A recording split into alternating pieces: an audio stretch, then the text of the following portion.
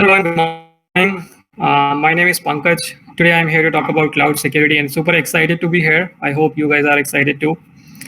So I've been in the industry for approximately 8 years, worked with companies like core tech companies like Facebook, Salesforce, also worked with some of the biggest insurance companies in US like Delta Dental, also worked with some of the startups. So believe me, I have seen it all. And today I'm here to kind of share the knowledge I've gained in recent years and my experience in the So we'll be talking about investments and innovation areas in cloud security. So security. I know on some level all of you know basics like what cloud security is, but just to set the context of this presentation, I'll explain on a high level what it is and then we'll start getting into the presentation.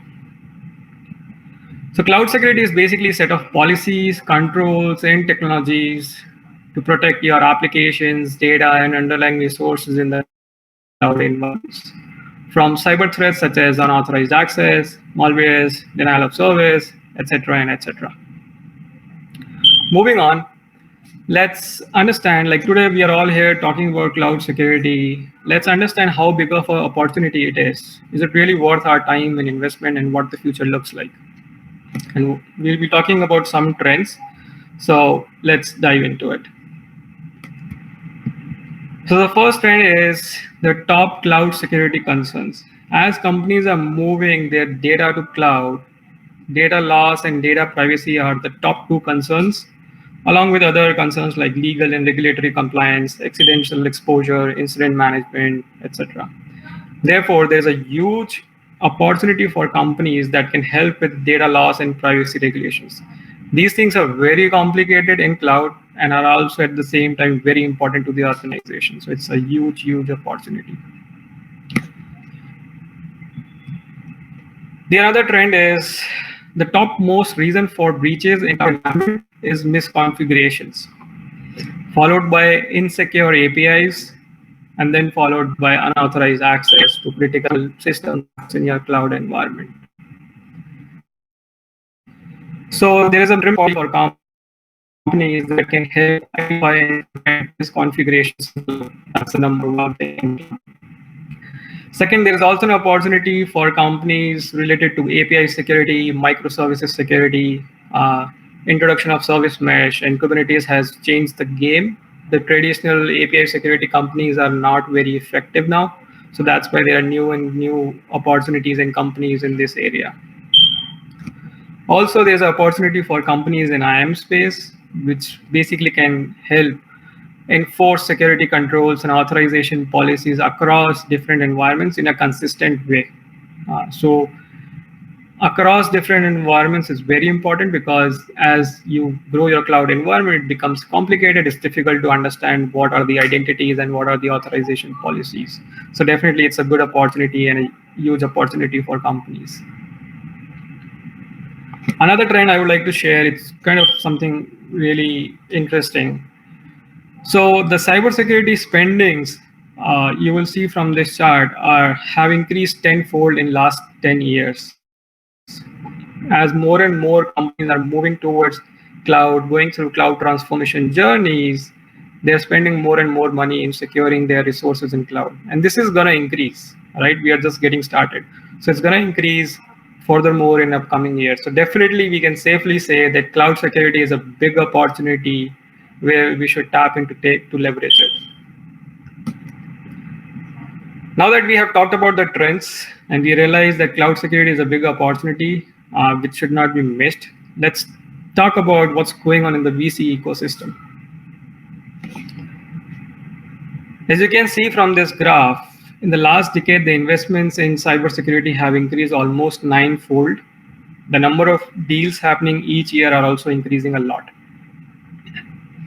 If you look closely at the graph, you will see that number of deals are kind of a little bit declining after 2018. Should we be worried? I wouldn't be worried because if you closely look at the graph, the dollar amount that is invested is still increasing year over year.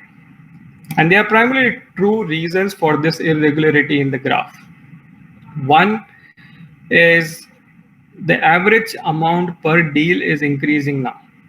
In 2017, 2018, for example, the seed round was about zero point 0.5 to 1.5 million. Now, some companies are seeing seed round as 4 million, 5 million. So the average amount that is invested per deal is increasing. The second reason is some of the venture capital funds focused on cybersecurity are moving towards or shifting their dollars towards more stable and growing companies. So basically like Series C and Series D. So some of the funds are investing there. So these are the two primary reasons, but I wouldn't say there's not anything to worry about, because if you can see like the dollar amount is anyway increasing. So definitely there is money in the market and there are investments happening. Another question that is really hot in the VC world right now is cloud security a bubble? I wouldn't say it's a bubble. And even if you say like it's a bubble, I don't think it's going to burst anytime soon. There's a long road ahead of us. I can safely say this based on the following facts. The spendings are on the rise. 18% increase is expected in 2021 in cybersecurity spendings, and it is forecasted to surpass 500 billion in 2025. On the other hand, investments are also on the rise. Last year, total investment in cybersecurity companies was 7.8 billion, and this year it's expected to surpass 15 billion, which is almost. On the other hand, attacks are also on the rise. 630% increase in attacks was seen in first half of 2020. Probably because of COVID, more companies moved to cloud, but it's a huge increase. And the last data point is 43% of breaches that are happening are stemming out of the apps in cloud environment. And this trend is not going to change anytime soon. So definitely, I wouldn't say cloud security is a bubble. It's going to stay here for a long time. Now that we know for sure that cloud security is a big opportunity and is here to stay for quite a few years, let's see what are the innovation areas for us. The first one is the simplify. So machine learning and AI are the buzzwords in the industry, but keep in mind that they are not required for a product or company to be successful. It's good to have. Some applications of AI and machine learning are really good, but there are a lot of areas in cybersecurity where the tooling is very traditional, the processes are traditional, there is no automation. So if you can build a platform, product, or service which can simplify the security operations or how things are done in security, or empowering non-security personnel doing the job, that's a huge hit. One example I can give you here is like endpoint detection and response, right? Endpoint security. It's a very old field, old area, but still in last 2 years, around 4 to 5 companies have gone unicorn just because they simplified the product and how security is done in that area. So simplification is the key. Shift left. There is also an opportunity for products and services can help security issues before in the development, like rather than identifying issues when the applications are already deployed in production environments. So if you identify earlier, you can fix them easily. The cost is low, the risk is low, and it is very good for the organization. Otherwise, when things are in production, it's kind of a whole another ball game. Another area of innovation is consolidation of tools. This has been top concern among the leadership. Like when you talk to C-level executives, CISOs, and it's a huge win. And one example I can share with you, which happened this year, Lacework is a company which kind of solves multiple security problems in cloud environment, and they secured like $500 million. So that's a very good example of companies that are consolidating security tools are kind of getting traction. Another area is Internet of Things. By 2021, there will be 25 billion connected devices, like user cameras, TVs, speakers. So as it grows, the security concerns around the industry will also increase. Like how are we securing these devices? How the communication is secured? How are we securely shipping the updates, software supply chain attacks, and things like that. So definitely there is a huge opportunity there. Use of containers, right? It has basically forced us to reinvent some of the traditional tooling. For example, containers are within the environment, and not necessarily all the traffic from containers to another containers goes through firewall. So we have to bring down firewalls from the edge now very close to containers. That is one example, right? Second example is vulnerability scanning. Generally, it used to work on the host operating system, but now we have to also identify vulnerabilities and open source software vulnerabilities inside the container. So container security still needs a lot of work, and recently companies have kind of reinvented the existing tooling and got good traction because they are able to handle container security use cases as well. So it's a good opportunity and innovation area. Last but not least, identity and access management is very important, and it is very complicated in cloud environment. Uh, there are every service, every workload that you spin up in cloud has a identity associated with it, and you need to set up rules like who can access what, why. So identity and access management basically helps you do that. It's very complicated, so the tools that can help uniformly implement access management controls and kind of get visibility are also really important and needs a lot of work. With that, I would kind of conclude the presentation and see if anyone has any questions.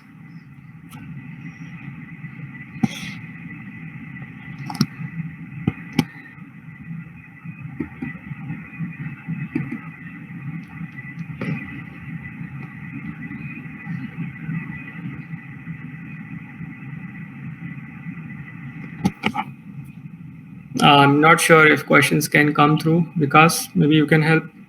Hi. Yes. Yeah.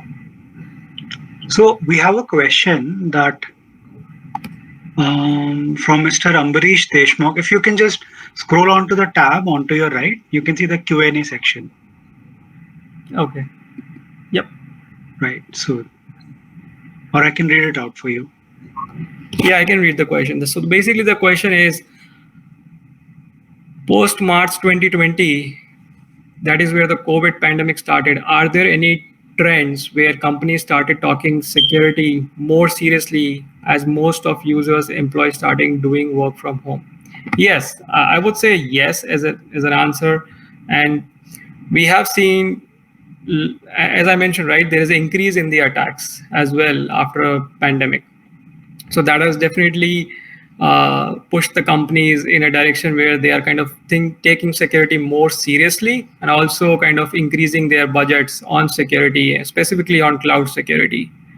There was a survey which was resulted in like 65% of the companies agreed to increase their budget by 35% for 2021 and upcoming years, and just because of just within cloud security. So definitely yes, the answer is yes, the industry is moving in that direction.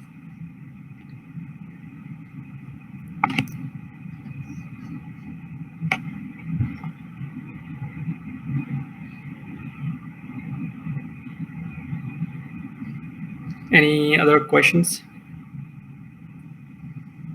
Okay. So yeah, I think Pankaj, that's pretty much about it. We don't really. Okay, we do have another question from Sai Rangesh. Yeah. Let me read out the question. Identity management, are used any physically unclonable functions in cloud security? I didn't quite follow the question. Can you elaborate more, Sai Rangesh, a little bit, like what exactly does that entails? Is it about like cloning the physical identity devices? Oh, okay. There is another question that I will take, and I'll wait for details from Sai Rangesh. The next question is, what could be the reasons why companies still continue to invest more in network security rather than data security, user identity security? So I would say the trend is changing as companies are moving to cloud. They are investing more on the layer 7 as compared to the network layer. But still, you will see there are companies which kind of heavily operate in their own data centers, or even in cloud, they are kind of following the infrastructure as service model. So they are responsible for their network security. So you will still see some investments in network security area. It's not going to go away. But yeah, the focus and majority of the investments are shifting towards layer 7. For example, in PaaS environment, you don't even have network layer. So all the investments are on the application layer, layer 7. So yeah, does that answer your question?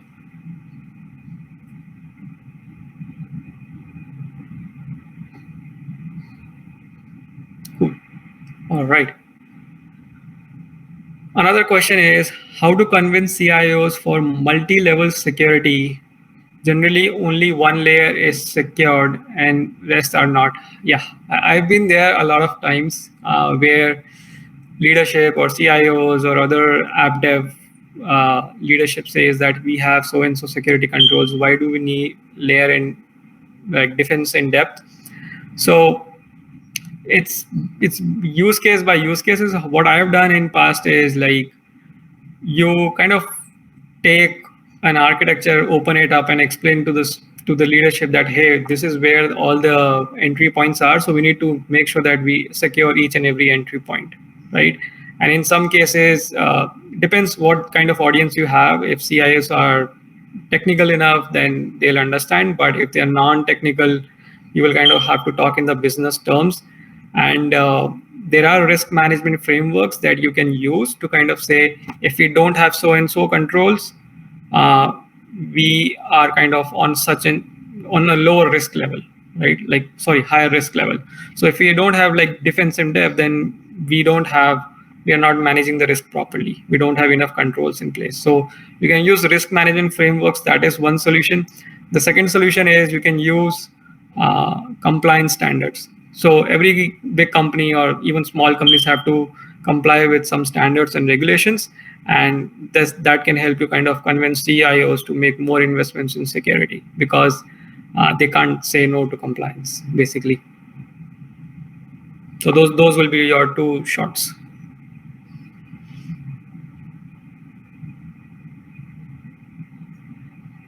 All right. Yeah, those are good questions. I liked it.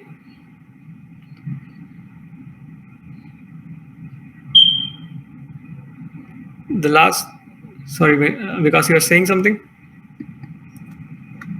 Oh, I think yes, I Rangesh again. Okay, yeah. So the clarification of the question is how to reduce identity management theft in cloud in terms of cloning. To be honest, I'm not an expert in that area. But identity theft, like one thing I know is get rid of passwords because passwords is one weakest point where identities are cloned. So have two-factor authentication and get rid of passwords. That will help you kind of remediate some of the issues related to cloning. But yeah, that's about it. Okay. So, yeah, Yeah, you answered the questions as well, pretty satisfactory. And thank you for that really interesting presentation and talk as well, Pankaj. And really thankful that you could be here today. Sure. Yeah, happy to be here. Thank you for having me. Thank Have you. a good one.